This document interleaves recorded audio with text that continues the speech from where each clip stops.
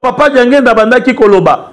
Mais na maloba na ye abandaka koloba yango batata ba maman bolingo mibeko pe misala nde makambo Papa Diangenda tikela kibiso tango toyoki yango totali pasi tozali na yango na Congo totali pasi oyo tozali na yango na kati na Lingomba totali maye oyo biso ba Congolais tozali ko souffrir tango toyoki nzembo ya ndeko na biso frère en Christ Gauthier Kibus our brother tolandi lisusu très approfondi maye Papa Diangenda yebisa biso et totali situation générale ya mboka na biso batata ba maman totali situation générale ya Lingomba na biso maye mazali koleka pour le moment na kati ya Lingomba na biso batata ba maman nde epesi biso interpellation ya makasi ya koloba ete tomeka kosala émission les analyses spirituelles ya mokolo mwa lelo natina mosusu te natina un ya ko-interpeller biso ba Congolais baye tozali nano na bomoi tozali nano na temps tozali nano na temps tozali na temps ya kobongisa tozali na temps ya kobongola motema na biso tozali na temps ya kobongisa pe bizaleli na biso pamba te maye mazali koleka na kati ya Lingomba maye mazali koleka na kati ya mokili na kati ya mboka na biso ya Congo batata ba mama ezali lokola biso moko tozali kobwaka soi na likolo ezali kozongela biso na elongi mboka ya Congo etondi na bomengo makambo ya ndenge na ndenge me mboka ya Congo ba Congolais bazali nano bato ya mutema mabe bazali nano bato ya kindoki bazali nano batu ya koinana yango soki otali na ba message ya Papa Diangenda okomona ya solo ete Papa Diangenda apesaki biso ezala biso baye tozali na leta ezala biso baye tozali na kati ya Lingomba apesaki biso ba directive ye ayebi ete mboka na biso etondi na bomengo ayebi ete biso ba Congolais tozali pe bato ya mitema mabe bato ya soloka bato ya makambo ya ndenge na ndenge Papa Diangenda ayebaki mais poto réussir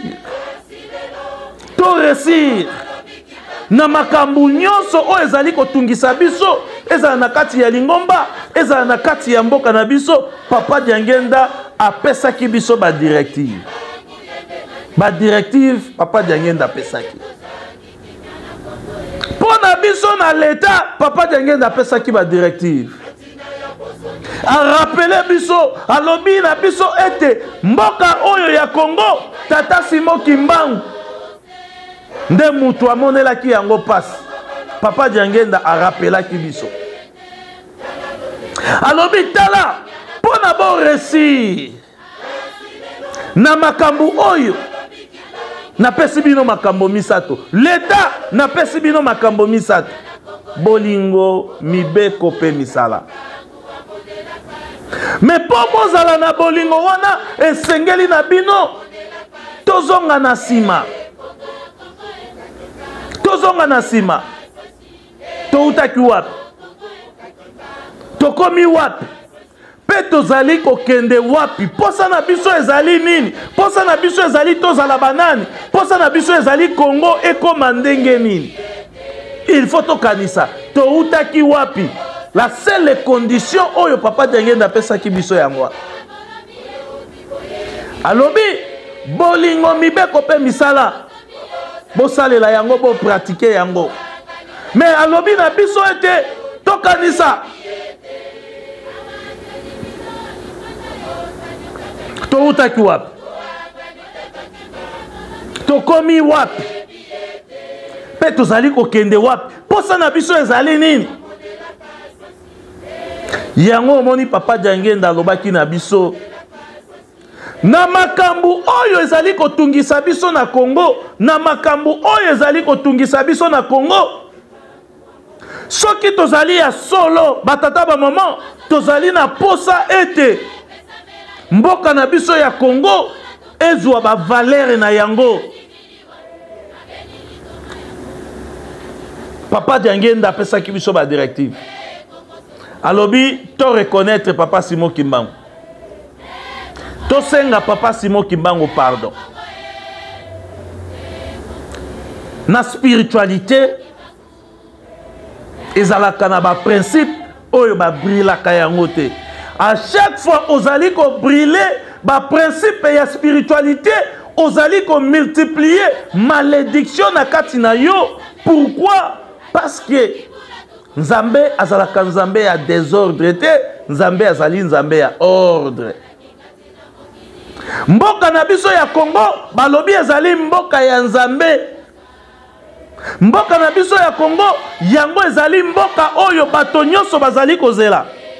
Mboka na biso ya Congo yango ezali mboka oyo Nzambe tata Nzambe mwana Nzambe molimo mosantu bakitaki. Mboka oyo il faut instaurer bokonzi ya Nzambe etelemisa bokonzi ya Nzambe na kati na mokili.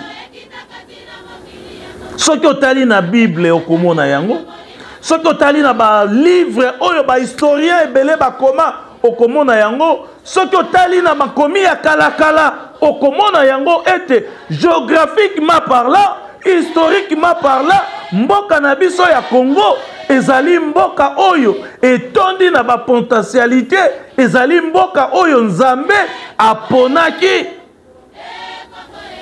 po ete akoka kotelemisa bokonzi na ye. Ezali mboka oyo Nzambe aponaki po ete akoka ko restaurer bokonzi na ye na mokili. C'est-à-dire Nzambe ye akitisa ngende na ye na se po ete atambwisa na likolo na mokili oyo. Pamba te utakala mokili ezalaki dirige na maboko ya Satana. Parce que Nzambe tango molimo mosantu abenganaki Lucifer na likolo, Lucifer azwaki ba décision alobi likolo yo renye kuna tata Nzambe awa na mokili ezali ngai. Tango Nzambe yokaki ndenge wana alobi Satan asalaki mokili te, Satan pe asalaki mutu te. Nzambe akitaki na se, aponi mboka ya Congo, akiteli na Congo po ete aya ko restaurer bokonzi na ye po ete atambwisa na likolo na se.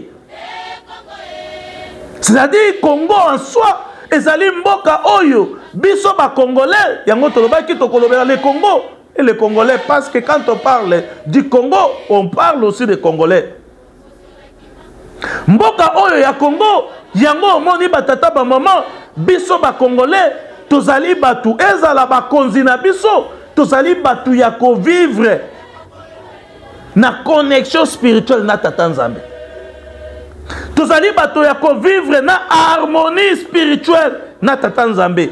Tozali batu ya kosala makambo na sentiment te, tozali batu ya kosala makambo na ndenge na biso te, kasi tozali batu ya kosala makambo na ndenge oyo Nzambe alingi. Yango Papa Diangenda alobaki to réfléchir sur la reconnaissance ya Papa Simon Kimbangu, parce que yende ayaki pona kobunda pona indépendance. À part indépendance, Papa Simon Kimbangu ayaki pona ko libérer biso na monyololo oyo tozalaki na yango ya esclavagisme, parce que mundele autaki kuna aye ko konza biso na mabele na biso moko, tokomaki na boumbu.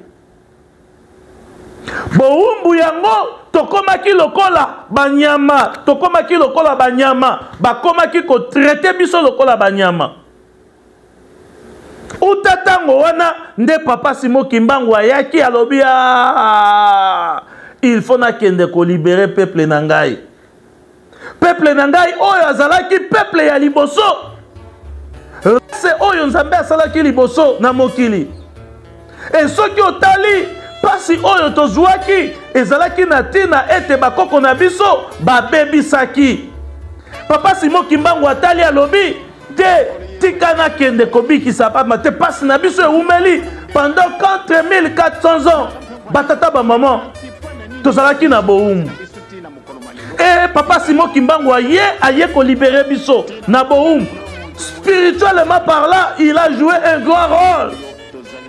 pour empêcher Mundele à continuer na traître na ye oyo azalaki nango, pour empêcher Mundele à continuer na esprit na ye ya colonisation oyo azalaki na yango. Papa Simon Kimbangu, spirituellement par là, il a joué un grand rôle.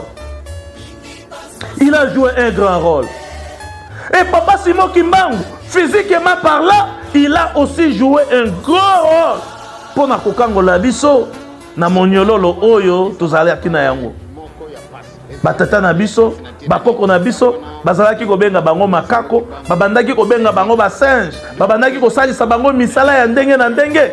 Raison pour laquelle Papa Diangenda lobi, on doit reconnaître mon père, on doit reconnaître Papa Simon Kimbangu. On doit reconnaître Papa Simon Kimbangu. C'est une obligation, parce que à insistaki, Papa Diangenda, il a insisté à lobby aussi longtemps de reconnaître Papa Simon Kimbangu te, passe nabino ekosilate. Tout ça là, analyse spirituelle. Reconnaissance, c'est oyo Papa Diangenda lobaki, to reconnaître Papa Simon Kimbangu.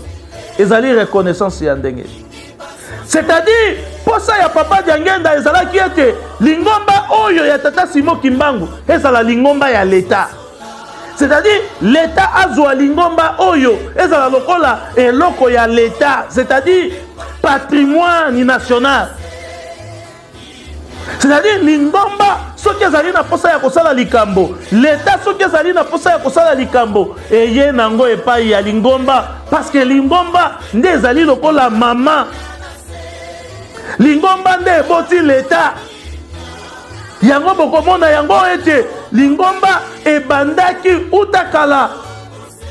Avant l'État na biso eya kozwa indépendance, lingomba ebandaki déjà koevre. Ba acteur nyonso oyo ba evreki na kati ya l'État bazalaki inspiré na lingomba, batata ba maman bazalaki inspiré epai ya Tata Simon Kimbangu. Yango wana bomoni ete l'État na lingomba ezali kotambola nzela moko. Mais reconnaissance oyo Papa Simon Kimbangu, Papa Diangenda azali na yango posa ete to reconnaître Papa Simon Kimbangu ezali ya ndenge ni. Mingi balobi journée à le 6 avril ezali pe reconnaissance. Vous avez reconnu la journée, mais bon reconnaître Papa Simon Kimbangu te. Pour reconnaître Papa Simon Kimbangu segeli na bisoni. Papa Diangenda pesa ki ba directive alobi nous avons péché spirituellement par là. To nier personnalité de Papa Simon Kimbangu. To tia Papa Simon Kimbangu mokong. To boakisi Papa Simon Kimbangu. Ou tatango wana Papa Simon Kimbangu pe atie biso mokong. Il faut to bandananu l'État. L'État na biso il faut ebandananu ya ko reconnaître ba effort consenti oyo Papa Simon Kimbangu asalaki d'une manière spirituelle et d'une manière physique.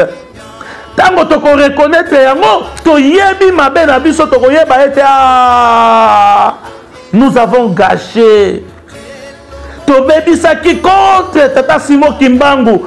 Ou tatango wana nde to ko luka sikoyo procédure nini ya kosenga Papa Simon Kimbangu bolimbisi parce que to bebisaki. Imaginez-vous mutu oyo aye ko kangola biso, mutu oyo aye ko bikisa biso na Boumbu. À l'époque, quand Papa Simon Kimbangu s'est levé devant ba Belge, gouvernement belge oyo bandaki ko tambwisa biso ya koloba ete bokozonga epai na bino tokotika la Baumbu na tango tokotika la Baumbu tango mulai te tokotika la Baumbu ya libela na libela te e ngonga ekoya bino mindele bokozonga.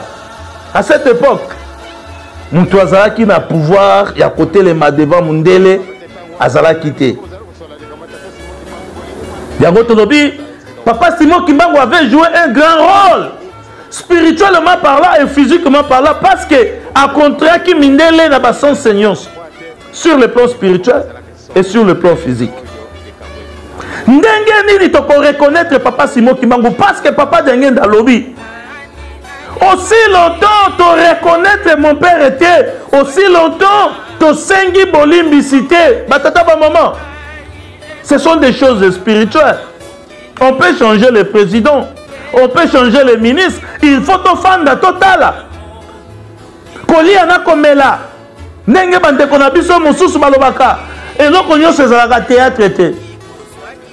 Nyonso ezalaka théâtre te batata ba maman. Kolia na komelela kisi te que to récit. Congo a un grand rôle ya ko jouer na mokili oyo.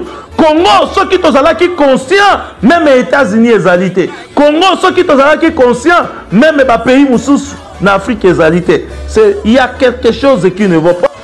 To fanda to sala ba analyse spirituelle. Biso tozali koboya ko reconnaître papa Simon Kimbangu. Biso tozali koboya ko senga bolimbisi epai ya papa Simon Kimbangu. Problème ezalité. Yo boya ko senga bolimbisi epai ya papa Simon Kimbangu, il y a pas de problème. Mikolo ezali koleka. Mikolo na yo ezali koleka. Mikolo ya batu pe ezali koleka. Et nani azali perdant. Le Congo a kotika la perdant parce que yo otie orgueil. Ye atia ki orgueil, biso tozali kotia orgueil parce que tozali kosala ba analyse très approfondie. Les choses spirituelles ezalaka très compliquées. Il y a des principes na spiritualité et sengaka il faut bolandela yango kaka ndenge yango esengaka. Tokoki kosala effort. Nyonso o tokosala tokolia na biso parce que Nzambe azalaka na ye, Nzambe ya kimia. Tokoki kosala effort. Nyonso oyo tokosala, mais tokokoma na esika oyo esengeli te biso ba Congolais tokoma. Yango tolobaki toyoka nzembo ya ndeko na biso Gauthier Kibusu. Esika nini ndeko na biso azali koloba à part ba diamant ba richesse ba makambu oyo totondi nango ezali suna eloko mususu oyo biso tozali na yango mutema mabe kindoki na likunya. Soki otali ya solo okomona ete kindoki ya ba Congolais ekomi lokola envoûtement oyo ekosilaka te. Mais il faut te fanda il faut te fanda to sala ba analyse spirituelle ya ko comprendre. Mutema mabe ya ba Congolais ekomi vraiment ne lokola envoûtement oyo ekosilaka te. Kimoyibi ya ba Congolais ekomi lokola envoûtement. Mutema mabe likunya ya ba Congolais ekomi lokola envoûtement. Il faut te fanda. To sala ba analyse spirituelle. Tangu tozali na posa to développer mboka na biso. Tangu tozali na posa bitumba esila na mboka na biso. Tangu tozali na posa kimia ekota na kati ya mboka na biso. Est-ce que nous ne sommes pas envoûtés? Est-ce que toza sous malédiction te? Parce que ceux qui tozali sous malédiction, toko sala nyonso toko forcer, toko zwa kimia te parce que nous sommes sous malédiction. Lia na yo okolia. Soki ozali na posa ya kolia soso kolia soso. Soki ozali na posa ya kosomba n'importe quel elamba oyo yo olingi okosomba na yo. Mais komisa Congo esika oyo yango esengeli. Ba savant ba Congolais ba bima, ba inventaire ya ba Congolais ba bima. Congo est comme une grande puissance. Congo est comme na dimension yako simba Afrique mobimba. Congo est comme na dimension yako tambwisa mokili. Nde sika oyo komona ete il faut toleka na ba procédure spirituelle oyo ko permettre biso Nzambe alongola biso bande oyo ezali na elongi na biso. Nzambe alongola biso botutu oyo atia na kati na biso po ete apesa biso lumière. Lumière oyo ko permettre biso biso ba Congolais toyokana. Biso na biso ba Congolais tozala na bolingo. Biso na biso ba Congolais to banda kosala misala oyo ko pesa mboka na biso lokumu. To raisonner malamu. Na Mobutu tosali 32 ans. Mouzé Kabila na habité 2 ans, 3 ans. Joseph Kabila tosali 18 ans. Et son excellence président de la République Félix Tshisekedi tozali kokende déjà 6e année, 7e année kala mingi te. Est-ce que bitumba na Congo esili? Est-ce que passe na Congo esili? Victoire oya Congo, oya zalaka na tango ya Mobutu, na victoire ya tango ya Kabila, na victoire ya tango ya Joseph Kabila, na victoire ya Félix Tshisekedi. Échanger. Gambela ya tango ya Mobutu, Gambela ya tango ya Kabila, Gambela ya tango ya Joseph Kabila, Gambela ya tango ya Félix Tshisekedi. Échanger. Congolais oyo ya kala na tango ya Mobutu, Congolais oyo ya lelo. Mutema mabe, mutema malamu. Est-ce que to change? Ezolo bela biso eloko te. Okokende poto oui, malédiction. Batu oyo bakenda na poto, totuna bango. Biso bandeko oyo tozali na diaspora, totuna bango, kuna bozali na bolingo. Bozali ya koyokana. Parce que bokei na poto nde malédiction elongwe, papa, maman, kimbangiste. Chers Congolais, nous sommes sous la malédiction. Notre problème est spirituel. Lata na yo, lia na yo, mais okolia kaka yo na bana na yo. Okozala na mayele ya kobalola mboka. Ekoma lelo lokola États-Unis, ekoma lelo lokola Belgique, ekoma lelo lokola France, ekoma lokola Chine, ekoma lokola ba mboka misusu ba Dubai. Mayele wana ba Congolais ba kozwa yango wapi? Mayele wana ba Congolais ba kozwa yango wapi? Unité wana pe pona koyokana ba Congolais ba kozwa unité wana wapi? Bolingo wana ba kozwa yango wapi? Raison pour laquelle tozali koloba, nous avons un problème qui concerne les pays. Nous n'avons pas un problème individu. Il y a koloba ete ngai na fanda na kwena nga parce que na lia ka déjà na roulaka na ngai bien. Ozali ko lia, ozali ko rouler, mais le pays a un problème. Le pays a un problème. Kolia na yo, na kolata na yo, et kosili sa passe ya Congo te. Mais pour Congo ezwa kimia, Congo po ebonga. Ba pesa ki biso procédure pa ya papa Diangene. Alobi to reconnaître papa na ye, to senga bolimbi sina maye to sala ye. Et tango to ko sala makambo wana, apesi biso makambo misata lobi to tambola kaka na bolingo. Mibeko misala nyonso bokomona ekokende liboso. Utatango wana okomona ete bisika nyonso ba Congolais bazali okomona esprit ya unité ekozonga na kati na biso, koyokana ekozonga na kati na biso, kindoki pe ekodiminuer. Kindoki ekodiminuer parce que excès ya pasi. Excès ya pasi batu bakoma bandoki. Excès ya pasi batu bakoma bandoki. Mutu mususu azali kosala yo mabe parce que pasi eleki. Mutema mabe eleki ndelo yango babengaka yango kindoki. C'est-à-dire kindoki ezali kaka te baye bapumbwaka na butu. Mutema mabe soki eleki makasi ekomaka kindoki. Biso ba Congolais, biso ba Congolais. Yango okomona yango batata ba mama. Soki tozali na kimia te na kati na mboka, soki tozali na bitumba, soki tozali na ba problème, landa malamu, sala ba analyse spirituelle. Ba problème na biso ya Congo nyonso ezali di ya mutema mabe. Ba problème na biso ya Congo nyonso ezali di ya mutema likunya. Ba problème na biso ya Congo ezala ya nzala, ezala ya bitumba, ezala ya koswana, ezala makambo nyonso o tozali komona ete o ezali problème o ezali pona biso ba Congolais. Ezopesa biso pasi. Landela yango malamu batata ba mama. Mutema mabe kindoki na likunya. Congolais kindoki. Congolais kindoki. Akolia yo ndeko na ye. Même bozali famille moko te. Congolais akolia yo tala lelo. Soki okei na Congo, tozali na wenze bateka kambasu.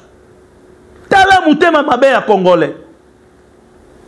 Mutema mabe ya Congolais, tozali na wenze bateka kambasu. C'est-à-dire mutu azali ko décider apesa moninga na epasi wana azali kindoki te. Mutu azali ko décider na ke wenze oke wapi na ke wenze oke kosomba ni na ke kosomba mbasu. Okuti be mutu afandi azoteka oyo ya kopolisa likolo oyo ya kobebisa boye oyo ya kosala boye wenze ya mutema mabe wenze ya kindoki biso ba Congolais. Combien ya bandeko na biso bakoti na se ya mabele likolo ya mutema mabe na biso?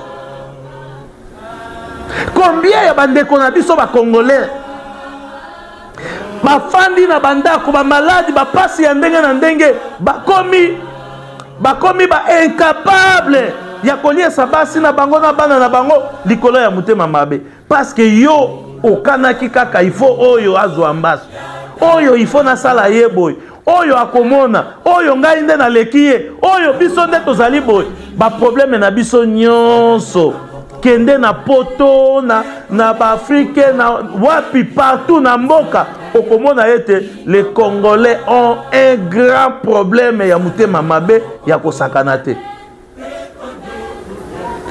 Mutema mabe o etondi epai na biso ba Congolais bomona ngo te ke il faut ezala mvutima. Mais bozana posa tozala na kimia bozana posa tokomisa mboka na biso lokola France lokola Belgique lokola États-Unis lokola Dubai mais tokokomisa yango na bolingo nini biso na biso ndenge tozaboy tolingani te kende na diaspora okomona yango ete tosi tokabwana biteni na biteni malgré tokabwana biteni na biteni toza koevre pe kaka mutuna ndenge na ye. Lelo soki otali ba compagnie ebele ba makambo ebele bazali ko évoluer na kati ya communauté nde ezali ko sala ete batu ba évoluer. Oya yena oyo oya yena oyo bosimbi bwe batu bazali ko tia mayele bazali ko longola ba anti valeur bazali ko longola makambo nyonso oyo ko tia bango na difficulté bazali ko zuwa ba valeur oyo kotia bango na bomoko ba valeur oyo kosala ke bakende liboso yango bazali kotia yango ensemble yango bango bazali kolona yango biso tozali kolona ba valeur oyo kotia biso ensemble te biso tozali kolona ba valeur oyo kotia biso na kati ya développement te kasi tozali kolona ba valeur oyo kokabola biso na kati na biso tokomi bato ya mutema mabe likunya kokabola oyo bango bazali batu ya boy oyo bango bazali batu ya boy awa batu wana baya te awa ezali nini na biso baona kuna bakosimba te baoyo papa mama likambo ya Congo ezali likambo ya biso nyonso ezali likambo ya bango te ezali likambo ya bawana te ezali likambo ya biso nyonso toko évoluer te tango wana kowelana bitumba kati na biso ekoya pasi nyonso tozali na yango na mboka batata ba mama fanda sala ba analyse très approfondie sala ba analyse très approfondie okomona yango ete pasi nyonso oyo tozali na yango na kati na mboka ezali mutema mabe ya biso na biso ezali kindoki ya biso na biso ezali likunya ya biso na biso ba Congolais mais tozali na posa ya kimia tango yo salinga mabe yo zali kozela retour nini epai na ngai tango nga na sali yo mabe nga nazali kozela retour nini epai na yo otali esika pasi na biso ezali ezala baye bazali na politique landela bango mutema mabe bolingo ya mboka ezali te bolingo ya biso na biso ezali te makambo wana nyonso batata ba mama ekopesa biso pasi koyokana ekozala te kati na biso koswana pe koswa mino utatango wana nde monguna akomona ete oyo azali peuple moko ya komanipule. Est-ce que ngai na yo Congolais soki tozalaki na koyokana ba Rwandais balingaki babundisa biso ngai na yo Congolais soki tozalaki na mutema mabe te